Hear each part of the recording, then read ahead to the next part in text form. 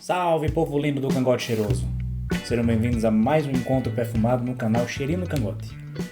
O único canal no YouTube que aborda a história da perfumaria, cultura perfumística, piada de quinta série e memes de qualidade duvidosa. Hoje a gente vai falar de história da perfumaria, um vídeo que eu estou aguardando bastante tempo para poder trazê-lo para o canal, mas finalmente é o dia. Um clássico Draca Noir da Guy Laroche Parfum. E qual é o itinerário que ele fez até chegar até nós. Foi um perfume lançado em 1982, dentro de um contexto, né? Esse perfume teve alguns percalços ao longo do caminho. Vamos tratar dele aqui a partir de agora.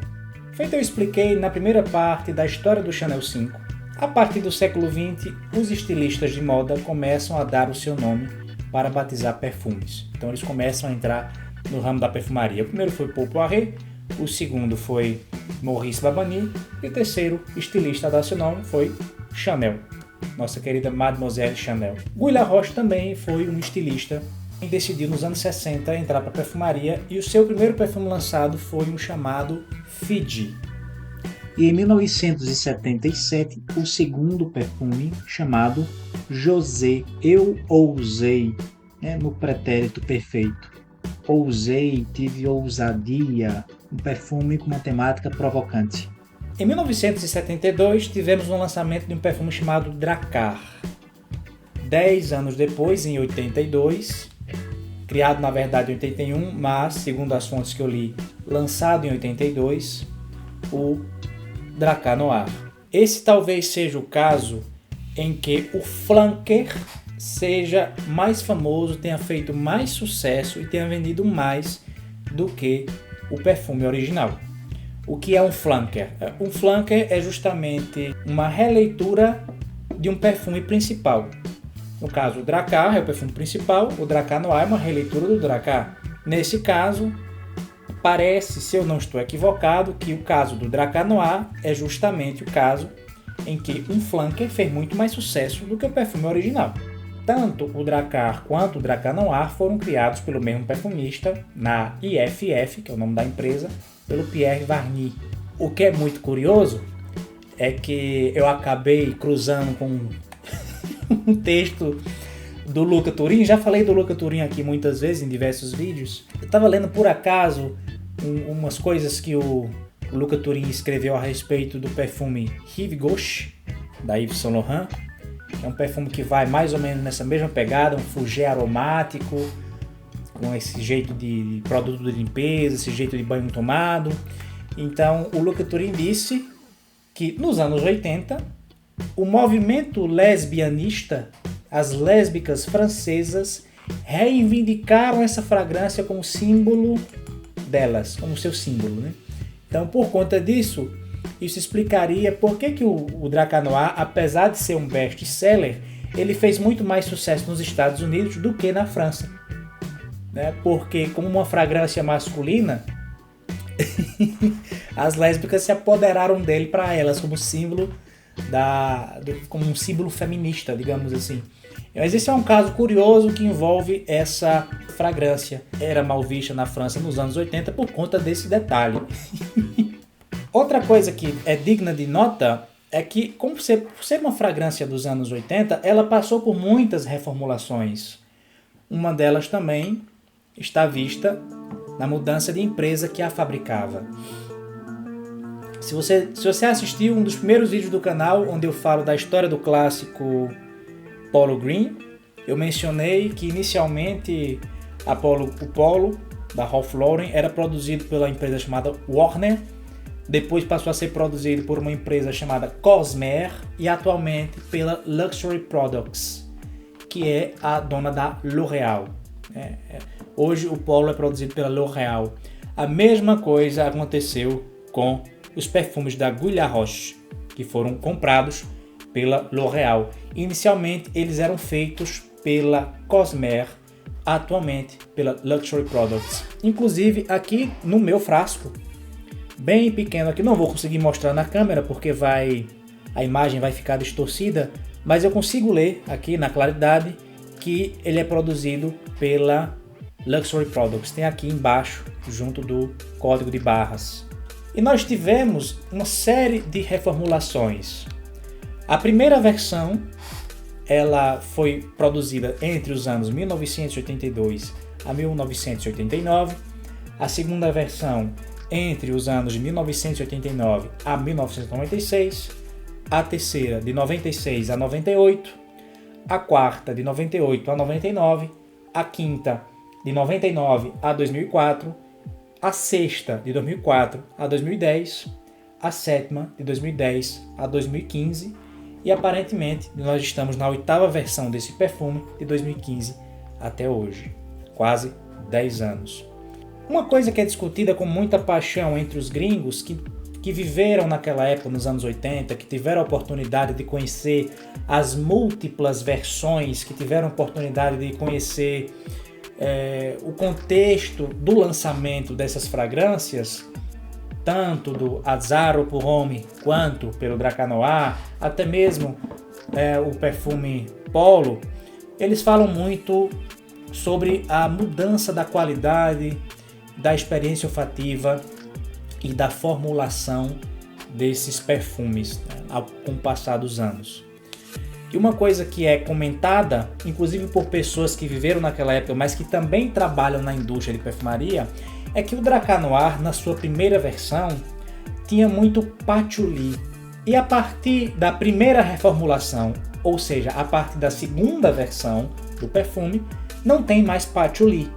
Todos os fóruns que eu entrei e todas as coisas que eu li a respeito disso, eles batiam nessa tecla que o Dracar Noir, da segunda versão em diante, não tinha patchouli. E esse patchouli ele foi substituído porque nos anos 70 o patchouli era um ingrediente muito, mas muito, muito utilizado nos perfumes masculinos.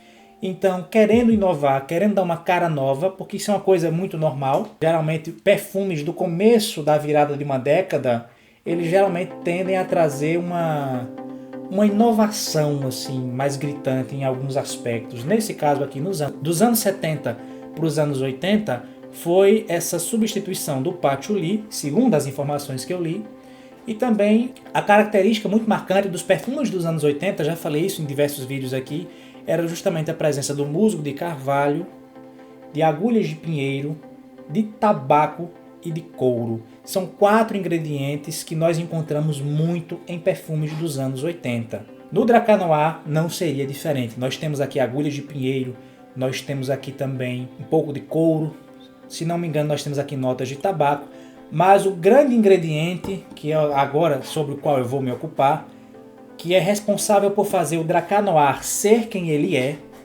um ingrediente sintético muito utilizado no Azzaro Pour Homme, muitíssimo utilizado em doses cavalares no Davidoff Quater, que é um ingrediente sintético cuja sigla é DHM. Essa sigla se chama dihydromircenol. Eu vou chamar aqui de DHM por facilidade de pronúncia. Eu tenho aqui na minha biblioteca olfativa um pouco de dihydromicenol e essa molécula ela simplesmente mudou os rumos da perfumaria masculina para sempre. A primeira vez que se tem notícia de um uso substancial dela numa fragrância foi no Paco Rabanne Pour Homme, que nós aqui temos uma estreia de uma nova categoria de perfumes masculinos, né, uma releitura do Fougère. Então o Fougère masculino ele começa a adquirir aquela feição que nós chamamos hoje de Fougère aromático. O Fougère ele começa a perder um pouco daquele seu aspecto um pouquinho adocicado de uma cumarina, ele começa a ter uma feição mais de um produto para limpeza, um jeito um pouco mais barbershop, por conta dessa molécula, que é uma molécula cítrica que também tem uma faceta levemente adocicada, um dulçor muito, muito, muito sutil, muito suave, mas também ela tem um aspecto um pouco metálico, um cítrico levemente doce e um pouco metálico, que é uma molécula amplamente utilizada em produto de limpeza. E eu quero mostrar aqui para vocês, aqui é um site, caso eu quisesse comprar DHM, caso eu fosse perfumista, quisesse comprar um DHM para mim, para eu fazer as minhas fragrâncias, eu poderia vir aqui nesse site comprar. Aqui o preço, veja, é de 12 centavos de dólar a grama. E aqui, veja, aqui vocês estão vendo o nosso chamado limão Tahiti, mas aqui ao lado, isso aqui que vocês estão vendo, não é um limão. Isso aqui é a famosa bergamota. A bergamota tão utilizada em praticamente qualquer perfume do mundo. 99,9% dos perfumes que tem alguma nota cítrica, quase sempre é bergamota. E não é a bergamota que os nossos gaúchos chamam, né? A bergamota que o gaúcho chama, no Nordeste é a tangerina, no Sudeste é a mexerica. Essa tangerina, essa bergamota gaúcha que a gente come, ela na perfumaria é mandarina, certo? A bergamota da perfumaria é essa aqui, que é uma fruta que ela é praticamente incomível. Ela quase não tem suco, ela é muito seca, ela é muito ácida, ela é muito boa para perfumaria. Por quê? Porque as notas cítricas, das frutas cítricas que nós retiramos na perfumaria, nós retiramos da casca. Não são retiradas do suco, nem do sumo. As propriedades aromáticas usadas são das cascas que nós chamamos de hesperídeos. Mas enfim, aqui ele traz pra gente, né, informações técnicas, né, aqui fórmulas químicas para características olfativas, né, em perfumes de homens, Fougère, Chypre. Quais são as melhores aplicações que nós podemos usar para essa molécula? Aqui, perfumes à base de álcool, desodorante antitranspirante, cremes e loções, batons, tablete de sabão, sabão líquido, shampoo, condicionador, gel de banho. E aqui tem uma série, detergente líquido, fabric softener, amaciante, velas aromáticas. Pupurri é o que a gente chama de difusor de ambiente. Então, esses são os usos. Qual é a grande questão envolvendo o tal do DHM? Essa molécula ela é a responsável pela existência do Fougère aromático como a gente conhece hoje, a partir do Paco Rabanne pour Homme, lá nos anos 70. Se não fosse o DHM, não existiria Azzaro pour Homme, não existiria Dracar Noir, não existiria Quater. Essa molécula é responsável pela existência do que nós chamamos os perfumes sport e também as fragrâncias de tipo aquáticas. Outro perfume notável, um clássico, que não existiria se não fosse o DHM, o Grey Flannel do George Beanie. E graças a essa molécula nós conseguimos criar, nós não, né, não sou perfumista, né? Os perfumistas conseguem criar perfumes extremamente frescos, livrando aquela dependência muito grande do Edione. E o Edione, um composto sintético da jasmine, responsável pela criação de perfumes dessa qualidade aqui, do Odeur 53 da Comme des Garçons. Já falei dele sobre um vídeo. É um perfume que tem cheiro metálico, mas esse metálico não vem de um DHM.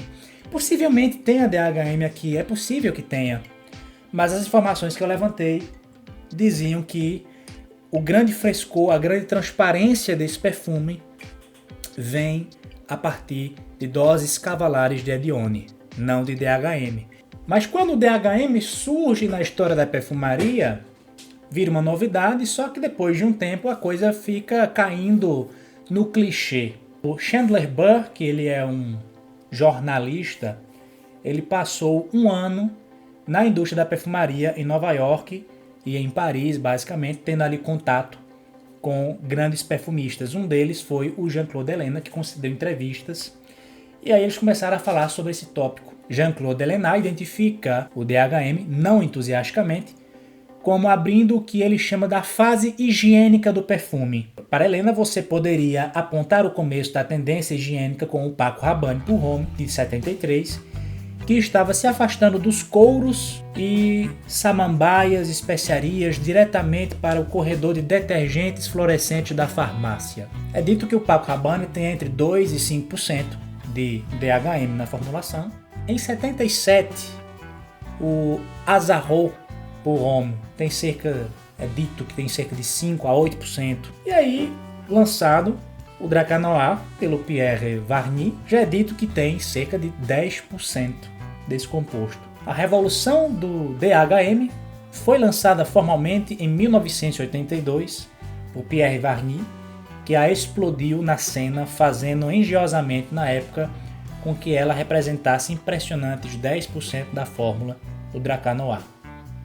Nunca houve nada parecido e, francamente, era meio sexy cheirar como as suas camisas recém-saídas da secadora.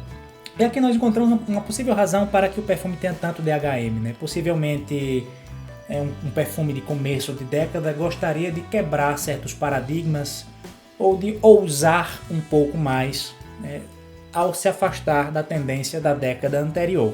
E feito eu disse no vídeo a respeito do Azzarro Pour Homme, na época que esses perfumes foram lançados, eles duravam quase nada no mercado, esgotava rapidamente. Helena demonstra desdém por certos materiais, mas nunca é um preconceito contra uma categoria e nunca por razões ideológicas. É sempre uma escolha estética. Nos anos 1990, eu criei Declaration para Cartier, diz ele, e usei almíscares sintéticos. Hoje eu não uso almíscares sintéticos, não porque acho que cheiram mal, não acho, mas porque eu os considero fáceis. São uma muleta. Quando você não sabe como adoçar algo, coloca xarope de açúcar. É muito fácil. Mas eu os uso quando quero. Ele menciona Angélique sous la pluie, um belo perfume floral que fez para a coleção de Frédéric Malle. Açúcar é fácil de usar, diz ele, fazendo um gesto de desprezo. Açúcar pelo açúcar, não. Helena detesta o DHM tanto quanto eu. É uma molécula que cheira a limpador de pia derramado em um balcão de alumínio. Na verdade, conheci poucos perfumistas que não o desprezam. Estou em guerra com essa molécula. Um deles me escreveu por e-mail quando mencionei isso para ele, embora muitas vezes não seja pelo cheiro em si, mas simplesmente porque esteticamente se tornou um grande clichê desgastado. O DHM foi amplamente usado para perfumar detergentes de lavanderia, e parou por aí. Mas ele considera que em 1982, o que o Pierre Varny fez com o Dracar Noir foi uma coisa genial. Mas o DHM ele alcançou a sua apoteose no final de 1988 com o Quater, uma orgia de dihydromicenol criada por Pierre Bourdon, que despejou 20%. 6 anos depois, o perfumista Alberto Morillas e Harry Freeman o colocaram em um papel principal com 6% na fórmula do CK1. E mesmo assim, pode-se argumentar que a inovação do CK1 foi significativa e autenticamente criativa. Na visão de Helena, esses eram perfumes válidos e até criativos em seu tempo. Agora que essa molécula foi despejada em 8 milhões de fragrâncias masculinas, é um clichê entediante, mas pessoalmente eu detesto lavanda natural pelo mesmo motivo. Seja natural ou sintética, um clichê é um clichê e hoje ninguém devia tocar nisso. Bem, você vê a opinião desses autores, desses perfumistas, eles acham válido o que foi feito na época, né? O uso dessa molécula na época. Eles não aprovariam o uso da molécula da maneira como era usado hoje. Eu particularmente não vejo tanto problema, visto que eu gosto muito da sensação que esses perfumes deixam na pele. Eu gosto muito desse aspecto, né? Para finalizar o vídeo, nós vamos dar aqui uma boa e velha xiringada. E vamos dar uma olhada na pirâmide olfativa. Aqui nas notas de topo nós temos lavanda, limão, bergamota, alecrim, hortelã, lúcia lima, manjericão e artemisa. 6 notas aromáticas e 2 notas cítricas. Há uma discussão a respeito da lavanda que é utilizada no Dracar Noir. Basicamente, na perfumaria existem 5 tipos de lavanda que são utilizadas. Na natureza, no mundo, na floricultura, na botânica, chamemos assim, tem mais de 20 tipos de lavanda. Deve ter bem uns 30 tipos de lavanda, se eu não me engano. Mas na perfumaria, basicamente são usadas 5 lavandas, que é a chamada lavanda inglesa, a lavanda francesa, a lavanda áspera, Spike Lavender, né? É a lavanda Dauphine, e uma chamada lavanda selvagem, em inglês eles chamam de Bastard Lavender. São basicamente essas 5 que são utilizadas na perfumaria. Existe uma discussão que eu não sei qual é a resposta disso. Existem pessoas que dizem que a lavanda usada no Dracar Noir é a lavanda áspera, a Spike Lavender. ou outros dizem que é a lavanda selvagem. Aí eu não sei qual delas é a versão correta. Às vezes ele usa mais de um tipo de lavanda, inclusive. E na pirâmide olfativa vai lá com lavanda, simplesmente. Por isso que eu digo, a pirâmide olfativa que você vê no site não quer dizer nada, né? Porque veja, no coração nós vemos imbro, coentro, canela, absinto, cravo, angélica e jasmim. Só uma flor e o resto uma nota especiada e o resto basicamente notas aromáticas. E agora na nota de base, musgo de carvalho, agulha de pinheiro, couro, abeto, sândalo. Aí aqui diz que tem vetiver e patchouli. Mas veja, feito eu disse no começo do vídeo, não tem patchouli. Todo o material que eu li, os entusiastas, inclusive eu vi um perfumista falando isso, escrevendo sobre isso num dos fóruns da vida, assim, não tem patchouli. O patchouli foi retirado. E a gente vê aqui na pirâmide olfativa que eu sou levado a crer que não tem patchouli, dado todo aquele contexto que eu mencionei. É um perfume que eu digo, ele é bem refrescante, ele tem aquele cheiro, aquele jeito de banho tomado, tem um leve amargor. Esse amargor está ali envolvido por uma camada refrescante, né, que gela o seu nariz, aromática, que diminui o travoso do amargor. Né? Aquela sensação que eu disse no vídeo do Azarro por Home, que o amargor ali do zimbro, o amargor presente ali no couro, todas essas notas que compõem para dar essa faceta amarga, elas são aliviadas pelo geladinho do aromático, uma sensação semelhante a você tomar um chamate gelado, que ele não tem aquele travoso de um café amargo, um café preto, e a sensação olfativa é muito parecida. É um perfume que eu gosto de usar no meu dia a dia, já fui para academia algumas vezes com ele, às vezes eu gosto de sair com os amigos com ele, um passeio durante a tarde. Não acho que ele seja um perfume, uma pegada noturna. Nem ele, nem o Azarro por Home. São perfumes que para mim tem uma pegada mais diurna, mais pro fim da tarde. Gosto de usar em ocasiões mais quentes, porque em dias mais frios eu prefiro um perfume mais encorpado, num sentido mais doce, num sentido um pouco mais abaunilhado e um perfume mais especiado para a noite. E também um perfume com um toque um pouco mais alcoólico, que nós não temos aqui. Esse perfume ele não tem um aspecto resinoso, não tem, apesar de ter alguns componentes ali que poderiam trazer uma faceta um pouco mais resinosa. Um perfume que eu gosto muito, pelo que ele representa, pelo que ele representou, pelas memórias que ele traz, pela cara de homem másculo, tem realmente um jeito de perfume de homem parrudo. Meu irmão constantemente usa, ele não conhecia, eu comprei pra gente usar, ele ficou encantado, gosta bastante, ele gosta tanto que ele tem vontade de comprar outro, quando esse aqui estiver acabando.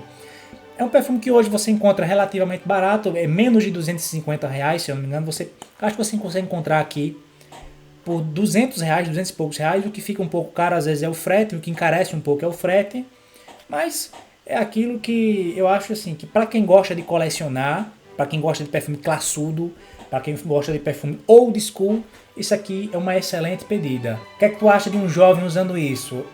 Veja, eu uso perfume de velho, uso perfume de jovem e uso perfume de mulher, considerado feminino. Tem perfume que é considerado feminino que eu uso. Qual é o grande negócio? É a tua cultura e o teu nariz. Se você é jovem, gosta disso, use. Se você é velho, gosta disso, use. Não vejo nenhum problema. Antes de terminar o vídeo, eu quero pedir para que você se inscreva no canal, deixe um like, compartilhe o vídeo. O meu canal não é monetizado, eu não tenho parceria comercial, eu não tenho patrocínio de nenhuma empresa. Fazer esses vídeos dá muito trabalho porque envolve pesquisa, a edição é trabalhosa, a pesquisa é mais trabalhosa ainda. E eu tenho certeza que vocês saem dos meus vídeos entendendo mais de perfumaria. Coisa que não acontece com outros canais, eu tenho certeza disso. Então, se você interage com o vídeo, compartilha, deixa like, deixa comentário, isso vai ajudando o canal aos poucos. Então, eu vou ficando por aqui, um cheirinho no cangote e até a próxima.